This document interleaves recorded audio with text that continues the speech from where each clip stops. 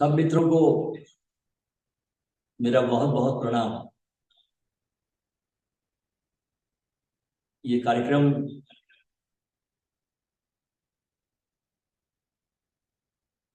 बहुत अच्छा है और सबके काम का भी है। इसमें एक बात का ध्यान रखें कि ये 40 मिनट चलेगा और उसके बाद अगर मेरा भाव में डूबकर ज्यादा बोलने का मन हो तो 40 मिनट के बाद इसको आप वापस दोबारा इसको क्लिक करना और जुड़ जाना। इस बात का ध्यान रखें। चलिए आपके साथ हम सत्संग की शुरुआत करते हैं। नरेंद्र वर्मा के इस गीत के साथ हम आज के इस सत्संग की शुरुआत करते हैं। बहुत सुंदर उनके गीत है। सफर में धूप तो बहुत होगी, सफर में धूप तो बहुत होगी, तब सको तो चलो, भीड़ तो बहुत होगी, नया रास्ता बना सको तो चलो। माना कि मंजिल दूर है, एक कदम बढ़ा सको तो चलो। खोला ही नहीं। मुश्किल होगा सफर, भरोसा है खुद पर तो चलो। हर पल हर दिन रंग बदल रही है जिंदगी, तुम अपना कोई नया रंग बना सको तो चलो। राह में साथ नहीं मिलेगा, अकेले चल सको तो चलो। जिंदगी के कुछ मीठे लम्हे बुन सको तो चलो।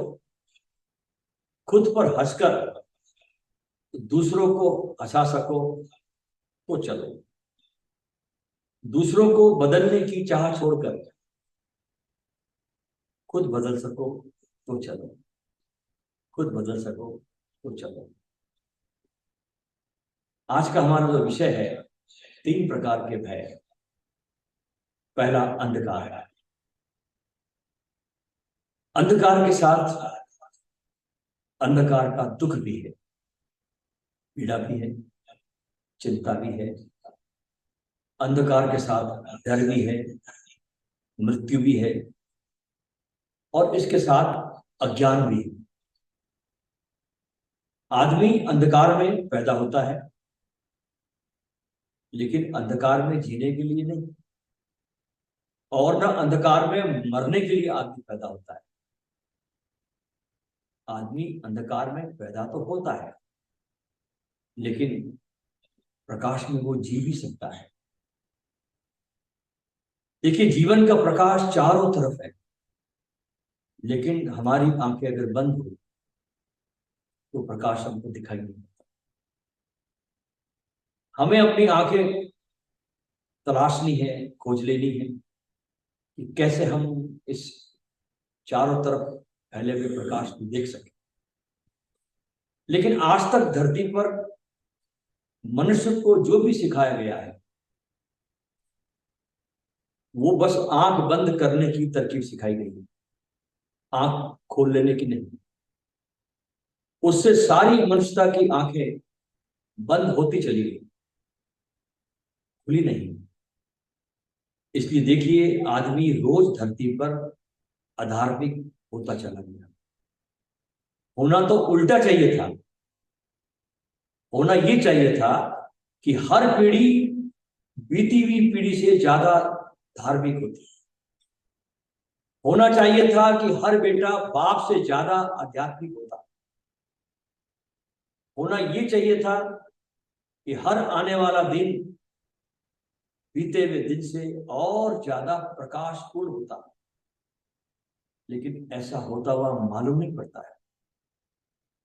मालूम ऐसा पड़ता है कि हर आने वाला दिन बीते हुए दिन से ज्यादा अंधकारपूर्ण होता चला गया। हर आने वाली पीढ़ी बीती हुई पीढ़ी से और भी ज्यादा पतित होती हुई मालूम पड़ती है। ये बहुत हैरत कर देने वाला मामला है, आश्चर्यजनक होता है। हम कहते हैं कि हम विकसित हो रहे हैं, लेकिन ये कैसा विकास, ये कैसी प्रगति है? आज तक जो मनुष्य जाति को शिक्षा दी गई है वो बुनियादी रूप से गलत शिक्षा दी गई, अन्यथा ऐसा नहीं हो सकता। जिन बातों को धर्म कहा गया है वे धर्म नहीं है, और जिन बातों को परमात्मा की तरफ जाने वाली सीढ़ियां बताया गया है जिन लोगों के द्वारा, वे सीढ़ियां नहीं है। जिसको हम स्वर्ग का रास्ता समझते थे वो नरक का रास्ता सिद्ध हुआ है।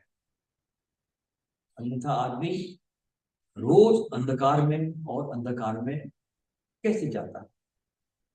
जिन बातों को हमने परमात्मा का द्वार समझा था, ये रास्ता है भगवान का, वो परमात्मा का द्वार तो नहीं खुला, शैतान के पास हम रोज रोज पहुंचते चले गए। इस अंधेरेपन से निकलकर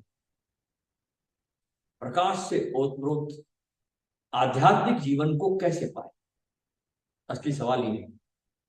पहली बात, हर बच्चा जन्म के साथ अपने माँ बाप से पूछना शुरू करता है सत्य क्या है। हर बच्चा जन्म के साथ ही एक बहुत बड़ी जिज्ञासा लेकर पैदा होता है, एक विस्मय का बोध लेकर पैदा होता है। लेकिन बच्चा इसके पहले कि जिज्ञासा करे, घर के बूढ़े माँ बाप उसकी जिज्ञासा को नष्ट करने के सारे उपाय करते हैं। उसके साथ ही समाज, शिक्षा, संस्कृति, सभ्यता उसकी जिज्ञासा को तोड़ने का सारा उपाय करते हैं। और जिज्ञासा अगर टूट गई, विस्मय का बोध चला गया, तो आध्यात्मिक जीवन की पहली सीढ़ी ही टूट गई। आगे बढ़ने का फिर कोई उपाय नहीं रह जाता। फिर आदमी खोजता ही नहीं कि अंधेरेपन से कैसे मैं बाहर निकलूं। जीसस एक गांव में ठहरे हुए थे और कुछ लोग उस भीड़ में उनसे पूछने लगे कि कौन आदमी ईश्वर के तुम्हारे राज्य को पाने में समर्थ होगा।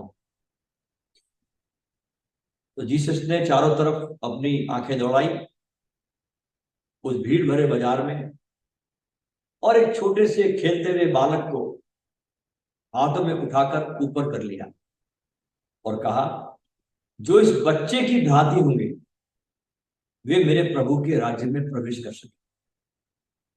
अच्छा, बच्चे में क्या है जो बूढ़े में नहीं है? सवाल ये उठता है, बच्चे में क्या है खूबी जो बाद में नष्ट हो जाती है? एक ही खूबी है बच्चे में, वो है जिज्ञासा, विस्मय का बोध। हर चीज में बच्चा जिज्ञासा करता है। एक फूल देखता है तो जिज्ञासा करता है, एक तितली को भागते देखता है तो जिज्ञासा करता है, विस्मय के बोध से भर जाता है। हर बात में बच्चा प्रश्न खड़ा करता है। और हमारा समाज, हमारी शिक्षा, हमारी संस्कृति उसकी जिज्ञासा को विकसित नहीं करती, नष्ट कर डालती है। और आत्मा और आध्यात्मिक जीवन की पहली सीढ़ी जो है वो टूट जाती है। जिस व्यक्ति ने पूछना बंद कर दिया, जिज्ञासा करनी बंद कर दी, उसकी यात्रा समाप्त हो जाती है। जीवन के सत्य को दोस्तों हम तभी जान पाएंगे जब हमारे प्राणों से कोई जिज्ञासा उठे और उस खोज पर हम चल पड़े। और जब हम चुपचाप मान लेने को राजी नहीं हो जाएंगे, अध्यात्म पैदा होता है जीवन की सीधी और सच्ची खोज से। और उस सच्ची खोज में नास्तिकता का पड़ाव भी आता है, और उससे गुजर जाना, नास्तिकता से गुजर जाना एक बहुत सुंदर और अलौकिक अनुभव है। और इस खोज में आदमी अकेला पड़ जाता है, और जब तक अकेले होने को स्वीकार नहीं करता तब तक बेचैनी रहेगी। लाख उपाय करो कि अकेलापन मिट जाए, नहीं मिटेगा, क्योंकि ये अकेलापन हमारे भीतर का आंतरिक स्वभाव है। और जब तक हम अकेलेपन को मिटाने की कोशिश करेंगे तब तक हमारे हाथ में पराजय लगेगी, हम हारते हुए नजर आएंगे। क्योंकि स्वभाव का अर्थ है नेचर का अर्थ है कि जो उस नेचर को, उस स्वभाव को मिटाया ही न जा सके। मित्र बनाओ, परिवार बसाओ, सब थोड़ी देर का धोखा भले ही दे जाए कि तुम अकेले नहीं हो, पर अकेला होना मिटता नहीं है। जब भी थोड़ी देर बाद भीड़ भाड़ से दूर होकर आप आंख बंद करोगे तो पाओगे कि तुम अकेले ही हो। आंख खोलकर भले ही तुम भ्रमों में भूले रहो, डुबाए रहो हजार काम धंधों में, व्यस्तताओं में, लेकिन जैसे ही आंख बंद करके भीतर प्रवेश करोगे, फिर वही एकाकीपन से तुम्हारा सामना होगा। गृहस्थ यानी वो व्यक्ति जो संबंध बनाकर अपने भीतर के अकेलेपन को मिटाने की चेष्टा में संलग्न है। संन्यास्त यानी वो व्यक्ति जिसने जान लिया कि अरे ये तो मेरा स्वभाव है, मिटाने में समय क्यों व्यर्थ हो, और उसने अपने उस एकाकीपन में जीना शुरू कर दिया। और कैसे जीना शुरू किया? उस एकाकीपन में रस ले लेकर, जो अपने एकाकीपन को दुश्मन की तरह नहीं देखता, बल्कि एकाकीपन को ही जिसने शरण बना दी। संसार की धूप से, बेचैनी से बचने के लिए सदा अपने आंख बंद करके अपने एकाकीपन में चला गया। जब भी थका बाहर, धूल चढ़ी इस पर संसार की, भीतर डूब गया उस अकेलेपन। जब भी बाहर उलझा, कुछ उपद्रव हुआ और भीतर डूब गया। जब भी पाया कि बाहर जीवन थोड़ा गंदा हुआ, भीतर एकाकीपन में स्नान कर लिया और फिर ताजा हो गया। ध्यान अर्थात अकेलेपन से एकाकीपन में रमने की कला। आई बात समझ में? अकेलेपन से एकाकीपन में रमने की कला। और एकाकीपन परम सुंदर स्वभाव है। बच्चा पैदा होता है, मनुष्य का बच्चा पृथ्वी पर सबसे ज्यादा असहाय है। जानवरों के बच्चे भी पैदा होते हैं, उठे और चल पड़े, जिंदगी की यात्रा शुरू हो गई। जंगली जानवरों के बच्चे परिवारों में नहीं पलते, ध्यान रखना। जन्म से होते ही माँ बाप से बच्चे जानवरों के मुक्त हो जाते हैं। मनुष्य का बच्चा 25 वर्षों तक माँ बाप पर निर्भर रहता है। 25 साल तक इस तरह निर्भर होने के कारण अकेलेपन होने की सामर्थ्य खो जाती है और पुरानी आदतें छाया की तरफ पीछे लगी रहती है। 70 साल के भी हो जाते हैं तब भी मुक्त नहीं हो पाते कि अकेले हो सके। मरते तब तक भी आंखें दूसरों को खोजती रहती है। मरते हुए बूढ़े आदमी को देखो, खोजता रहता है अंत समय में, मेरा बेटा कहाँ है, अभी तक आया नहीं। ध्यान का अर्थ है उन संस्कारों को जो बचपन से पड़ गए हैं, वो जो दूसरों का सहारा खोजने की गलत आदत पड़ गई है, इस आदत से ऊपर उठ जाना और एक नए सूत्रपात का उद्घाटन करना कि मैं अकेला हो सकता हूं और मैं अकेला हूं। और जितनी भी चेष्टा हम करोगे कि अकेला न रह जाऊं, उतना ही ज्यादा हम अनुभव करेंगे कि हम अकेले हैं। इसलिए एकाकीपन को ढूंढो, वो बहुत परम सुंदर है। इसलिए जैनियों ने तो अपने मोक्ष का नाम ही रख दिया कैवल्य। बहुत सुंदर शब्द है कैवल्य, बड़ा प्यारा शब्द है। और कैवल्य का अर्थ होता है बस अकेले, एकाकीपन बचा। इतना एकाकीपन बचा कि दूसरे तो वहां है ही नहीं, हम भी वहां पर नहीं, दूसरे तो गए, हमारा होना भी उस एकाकीपन में खो गया। क्योंकि हम जो अपने आप को समझते हैं ना कि हम ये है, हम वो है, ये सब जो हम अपने को समझते हैं, ये भी दूसरों का दिया हुआ दान है आपके लिए। ये तुम नहीं हो। किसी ने कह दिया तुमको, अरे यार तुम बहुत सुंदर हो, इस बात को हमने संभाल कर रख लिया अपने अंदर कि हाँ मैं सुंदर हूं। किसी ने कहा यार बहुत बुद्धिमान हो, संभाल ली हमने अपनी गठरी। बांध ली भीतर की हाँ मैं बुद्धिमान हूं। ये सब दूसरों का दिया हुआ है, इसलिए कोई जीवन में संगीत और लयबद्धता नहीं है। क्योंकि कितने लोगों को सुन सुन के हमने अपने भीतर इकट्ठा कर लिया। ये ऐसे ही है जैसे कार बनाई जाए तो एक एक पुर्जा जगह जगह से इकट्ठा कर लाओ। कोई पुर्जा फोर्ड का होगा, कोई फिएट का होगा, कोई पुर्जा मारुति कार का होगा, कोई रॉयल्स रॉयस का होगा। ऐसे तुम कबाड़ खानों से गाड़ी के पुर्जे खरीद के लाओ, इकट्ठे कर लो, सब कल पुर्जे इकट्ठे करो और फिर उसको जोड़कर तुम एक कार बनाओ। तो कार दिखेगी तुमको कि हाँ कार बन गई, लेकिन ये कार चलेगी नहीं। और भूल कर भी इसमें चढ़ना मत ऐसी कार में। हमारे एक दोस्त मुसीबत लाल, इनके बेटों ने इसी तरीके से एक कार बनाई और उन्होंने कहा पापा हम जा रहे हैं शहर को, बड़ी सुंदर कार बनाई है, अलग अलग पुर्जे लगाए हमने इसमें, फिएट का पुर्जा भी है, मारुति का भी है, रॉयल्स रॉयस का भी है, तो तुम भी आ जाओ हमारे साथ शहर को। बाहर से रंग रोगन देखा, गाड़ी का पेंट देखा, तो बेचारा मुसीबत लाल भी उसमें बैठ गया। और गाड़ी कोई रंग रोगन से नहीं चलती, गाड़ी तो बोनट के पीछे जो छिपा पड़ा है नीचे इंजन, उससे चलती है। और बोनट दिखाई पड़ता नहीं, गाड़ी दिखाई पड़ती है। बैठ गया बेचारा मुसीबत लाल। बस गाड़ी 2-4-10 कदम चली होगी कि रास्ते के बगल में जाकर गिर गई खेत में। सब कल पुर्जे जुड़े थे, सब बिखर गए। मुसीबत लाल अपने सिर से हाथ लगाकर वहीं बैठ गया खेत में। उसके बेटे उसके पास में आए, पिताजी चोट लगी है, डॉक्टर के पास ले चलो। मुसीबत लाल ने कहा डॉक्टर के पास क्या होगा ले जाने से, अरे मेरे को पशु चिकित्सालय ले चलो, वेटरनरी डॉक्टर के पास ले चलो। अगर अकल होती मुझ में तो तुम्हारी कार में थोड़ी बैठता मैं, तो मुझको पशु चिकित्सालय में ले चलो, भर्ती कर दो, मेरा इलाज तो वही होगा।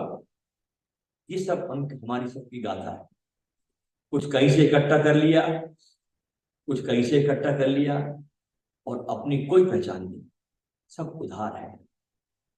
परम एकांत के क्षण में दूसरे तो होते ही नहीं, दूसरों ने तुमको जो अपने संबंध में धारणा दी वो भी नहीं होती। और उस स्थिति में जब कोई तुम्हारे भीतर धारणा नहीं होती, तुम्हारा आंतरिक स्वभाव प्रकट होता है। इसलिए एकांत में मंदिर है और परम एकांत में ही आत्म साक्षात्कार है।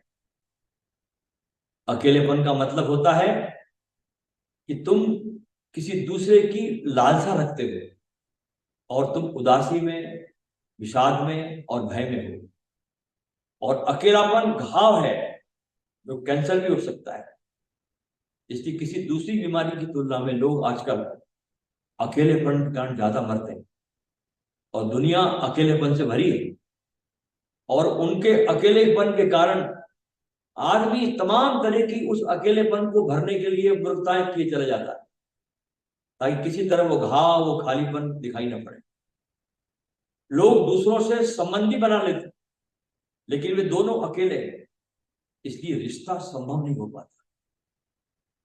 क्योंकि रिश्ता सिर्फ ऊर्जा की प्रचुरता से संभव होता है।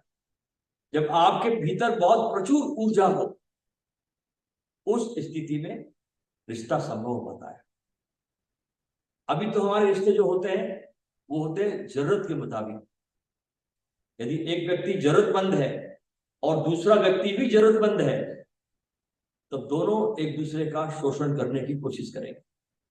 ये शोषण का रिश्ता होगा, न कि प्रेम का, न कि करुणा का, न कि मित्रता का। ये एक तरह की शत्रुता होगी, बहुत कड़वी, लेकिन शक्कर चढ़ी हुई है।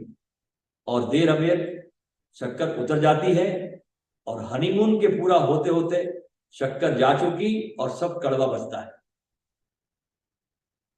लेकिन अब वे फंस गए, अब वे फंस गए। पहले वे अकेलापन महसूस करते थे, पहले शादी के पहले। अब वे साथ साथ अकेले हैं, जो और भी अधिक कष्ट देता है। जरा देखो पति और पत्नी को, कमरे में बैठे हुए, दोनों अकेले, किनारे पर साथ साथ और गहरे में अकेले।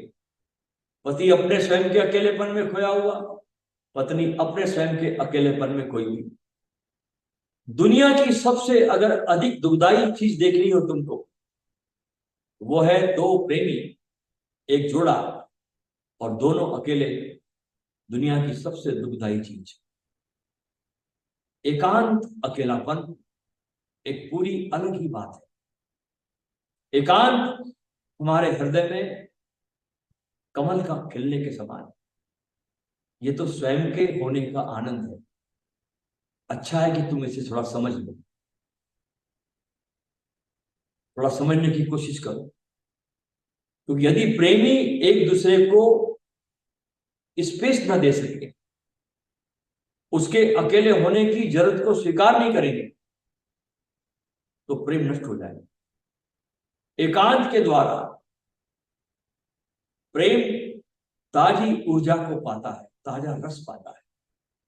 जब तुम अकेले होते हो, तुम उस अकेलेपन में, उस एकाकीपन में, उस परम बिंदु तक अपनी ऊर्जा को इकट्ठा करते हो जहां से ये प्रभावित हो जाए, बहने लगे।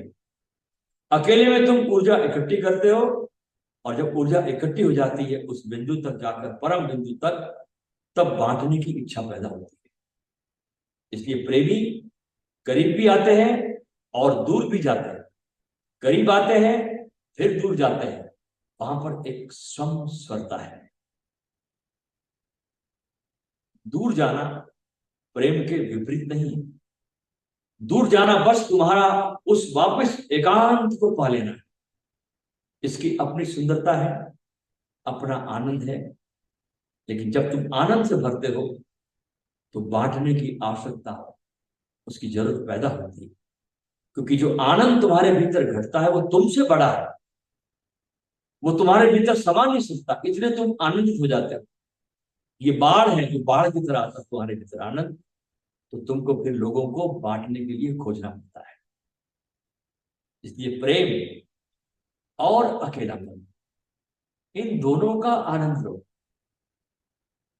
और दोनों में से एक को कभी मत चुनना, ये ध्यान रखना। मेरी बातों को जरा गहराई से सुनिए आप। दोनों में से एक को मत चुनना, क्योंकि यदि तुम एक को चुनोगे तो दोनों मर जाएंगे। दोनों को घटने दो, अकेलेपन को भी और मिलन को भी। जब एकांत घटे, इसमें चले जाओ। जब प्रेम घटे, इसमें चले जाओ। एकांत है श्वास का भीतर जाना, और प्रेम है श्वास का बाहर निकल जाना। यदि तुम एक को रोकते हो तो दोनों मर जाते हैं। तो चुनाव मत करो, चुनाव रहित हो, इसे होने दो। और कभी इन दोनों के बीच अपनी बुद्धिमत्ता से द्वंद्व मत पैदा करो। इन दोनों के द्वारा पास आओ और दूर भी जाओ, पास आओ और दूर भी जाओ। एक लयबद्धता जीवन में पैदा करो, तो तुम्हारे पास जीवन की बहुत बड़ी संपदा होगी, और तुम्हारे पास समृद्धता होगी, जो कि इस इंसान को बहुत दुर्लभ होती है। जीवन एक बहुत बड़ी कला है दोस्तों, इसको बहुत कोई बिरले जानते हैं। आओ थोड़ा अब हम तीसरा जो भय है, मृत्यु, उस पर थोड़ा प्रकाश डालें। इस संबंध में मिर्जा गालिब की एक शायरी में एक सवाल आता है। मिर्जा गालिब बहुत उच्च कोटि के एक सूफी शायर हुए हैं। उनकी शायरी में एक सवाल आता है कि मौत का एक दिन निश्चित है, फिर रात भर नींद क्यों नहीं आती। वो पूछ रहे हैं अपनी शायरी में, मौत का एक दिन निश्चित है, फिर रात भर नींद क्यों नहीं आती। इस शायरी में हर एक इंसान के अंदर के भय की गूंज है। जीवन की सबसे महत्वपूर्ण घटना है मृत्यु। इसी के इर्द गिर्द हम सारे जीवन का खेल खेलते हैं, और हम कोशिश में लगे रहते हैं कि इस मौत को हम भूल जाएं। मृत्यु का नाम लेना भी दुनिया में लोग अशोभनीय मानते हैं। इसलिए हम किसी, जो व्यक्ति चला गया संसार से, उस व्यक्ति की फोटो के नीचे कभी हम ये नहीं लिखते ये मर गए, बल्कि क्या लिखते हैं, स्वर्गवासी हो गए, ये लिखते हैं। किसी परिजन के मरने पर जो शोक और दुख होता है हमें, वो इसलिए होता है कि वह आपके अस्तित्व का एक हिस्सा बना हुआ था और वो स्थान अब आपका खाली हो जाता है। दरअसल उसकी मृत्यु में आप अपने लिए रोते हैं, मरने वाले के लिए नहीं। मृत्यु पर जो कोहराम लोग मचाते हैं, जोर जोर से रोते हैं, उससे आप एक चालाकी भरा अपने चारों तरफ एक कोर सा बनाते हैं। वो भी इंसान की एक मृत्यु का सामना न करने की एक तरकीब है। इसलिए मृत्यु एक सर्वाधिक गलत समझी गई घटना है इस पूरी पृथ्वी पर। ध्यान रहे, मृत्यु कोई अंत नहीं है, अपितु एक नए सुंदरतम जीवन का शुभारंभ है। लेकिन सारी दुनिया मृत्यु से भयभीत है। कारण क्या है? छोटा सा कारण है कि अभी जीवन का स्वाद नहीं लिया। जो व्यक्ति ये जानता है कि जीवन क्या है, वो मृत्यु का आलिंगन कर लेता है। इसलिए कवि गाते हैं इस निर्भयता को प्राप्त करके। सुनिए कबीर को, कबीर क्या कहते हैं कि जिस मरने से जग डरे मेरो मन आनंद, कब मरी है कब भेटिए पूर्ण परमानंद। जिस व्यक्ति ने ये नहीं जाना कि जीवन क्या है, उस व्यक्ति के लिए मृत्यु शत्रु की तरह अनुभव में आती है। इसलिए सभी दुनिया, पूरी दुनिया मृत्यु से भयभीत है। हमारे माता पिता, पड़ोसी, समाज सब मृत्यु से भयभीत है। और छोटा बच्चा जब पैदा होता है और इस भय को अपने आसपास देखता है, तो बच्चा भी भयभीत हो जाता है। अच्छा, इस दुनिया में बहुत ध्यान से सुनना कि दो चीजों का बड़ा निषेध रहा है। इस पूरी दुनिया में दो चीजों का बड़ा निषेध रहा है। कौन कौन सी दो चीजें हैं? एक है सेक्स और दूसरी है मृत्यु। ये बड़ी विचित्र बात है, बहुत हैरानी वाली बात है दोस्तों, कि क्यों ये दोनों निषेध रहे। जिनके बारे में कोई बात नहीं करता, सेक्स के बारे में कोई बात नहीं करता, मृत्यु के बारे में कोई बात नहीं, और सब लोग इन दोनों टॉपिक को टाल जाते हैं। लेकिन ये दोनों बातें एक दूसरे से बड़ी गहराई से जुड़ी है। सेक्स जीवन को दर्शाता है, क्योंकि सभी कुछ इस धरती पर सेक्स से आता है, और मृत्यु अंत को दर्शाती है। और दोनों ही चीजें इस संसार में निषेध रही है। सेक्स के बारे में बात मत करो, मृत्यु के बारे में बात मत करो। यदि मृत्यु विलीन हो जाए, मृत्यु नहीं रहे, तो ध्यान रखना जीवन में कोई रहस्य नहीं रहेगा। इसलिए तो जब कोई व्यक्ति मर जाता है, तो मरे व्यक्ति में कोई रहस्य नहीं रहता। एक लाश में कोई रहस्य होता नहीं। क्यों नहीं होता? कि अब वो मर नहीं सकती लाश। हम समझते हैं कि कोई रहस्य इसलिए नहीं है कि आदमी का जीवन चला गया। नहीं, रहस्य इसलिए नहीं है कि क्योंकि अब वो मर नहीं सकता, इसलिए इसमें रहस्य नहीं है। अच्छा, लोग अपनी मृत्यु से नहीं डरते, वे अपनी अलग पहचान खोने से डरते हैं, वे अपना अहंकार खोने से डरते हैं। एक बार जब तुम इस अस्तित्व से तुम्हारी ट्यूनिंग खत्म हो जाती, तुम टूट जाते हो, तब तुम्हारे भीतर मृत्यु का भय खड़ा हो जाता है। तब तुमको मृत्यु बहुत खतरनाक लगने लगती। और हमने अपनी इस पहचान को, जो लोगों ने हमको दी है, इतनी मेहनत से बनाया है, हमने पूरा जीवन इसकी सार संवार में लगा दिया है, और मृत्यु आकर उसको नष्ट कर देती है। इस बात का भय पकड़ता आदमी। लेकिन जिस व्यक्ति ने अपना जीवन संपूर्णता में जी लिया, बिना भय के प्रामाणिक होकर जी लिया, तो उसके भीतर मृत्यु कोई भी प्रकार का भय उत्पन्न नहीं करेगी। वास्तव में तो मृत्यु उसके जीवन में एक परम विश्रांति की तरह आती है। उसके जीवन में मृत्यु एक खिलावट की तरह आती है, एक आनंद की तरह आती है, एक उत्सव की तरह आती है। और ध्यान रखना, ये एक मापदंड है। जब कोई व्यक्ति अपनी मृत्यु का भी आनंद और उत्सव मना सकता है तो ये बताता है कि उस व्यक्ति ने अपना जीवन बहुत ठीक तरह से जिया।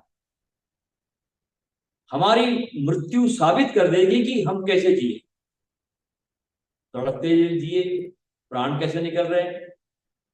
और शरीर केवल हमारा एक अस्थायी निवास है, एक सराय है जिसमें हम रुकते हैं और सुबह होते ही हमें चले जाना होता है।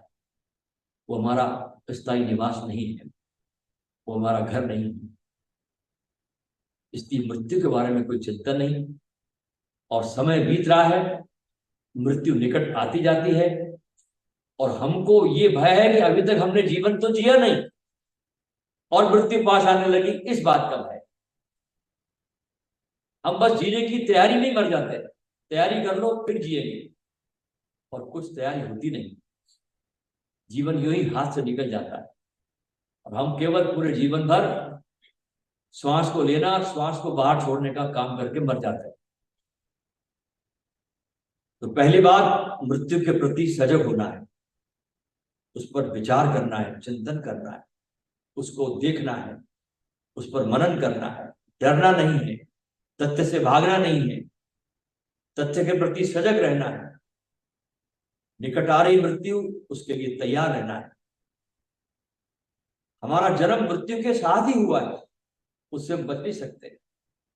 उसके प्रति जागरूक हो जाओ, और जिस क्षण तुम जागरूक होते हो, समझना तुमने जीवन को पा लिया। अब तुम्हारी मृत्यु नहीं हो सकती, क्योंकि तुम्हारे भीतर जो है वो न कभी जन्म लेता है और न कभी मरता है, वो पूरा शाश्वत है। हमको बहुत जागरूक होकर इस पर चिंतन, मनन और इसका सामना करना होगा। मैं आशा करता हूं कि हम सबके जीवन में ये घटे। मेरे बहुत बहुत आपको प्रणाम।